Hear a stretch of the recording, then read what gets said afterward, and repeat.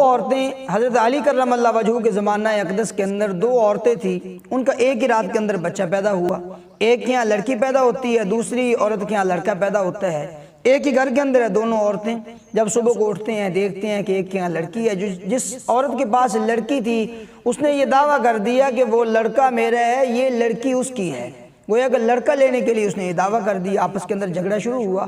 اب جھگڑا یہ بڑھتے بڑھتے سیدنا علی کرم اللہ وجہہ شیر خدا ان کی بارگاہ کے اندر یہ کیس آ گیا۔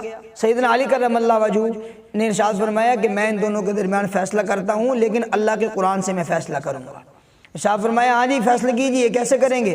سیدنا علی کرم اللہ وجہہ نے ان دونوں عورتوں کو ارشاد فرمایا کہ تم علیحدگی کے اندر پردے کے اندر چلی جاؤ اور اپنا دودھ نکال کر لاؤ۔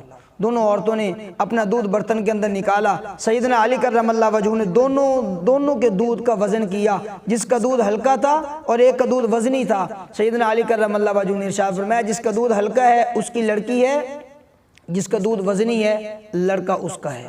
فرمایا گیا کہ کیسے آپ نے یہ ان کے درمیان فیصلہ کیا ہے؟ سیدنا علی کرم اللہ وجہہ نے ارشاد فرمایا یہ میں نے رب کے قرآن سے فیصلہ کیا ہے۔ اللہ کریم نے 4 سپارے کے اندر ارشاد فرمایا لِلذَّكَرِ مِثْلُ حَظِّ الْأُنثَيَيْنِ، اللہ نے مرد کو فضیلت عطا فرمائی ہے، مرد کو 2 عورتوں کے برابر حصہ ملتا ہے وراثت کے اندر۔ تو رب کائنات نے یہاں پر بھی وہی فیصلہ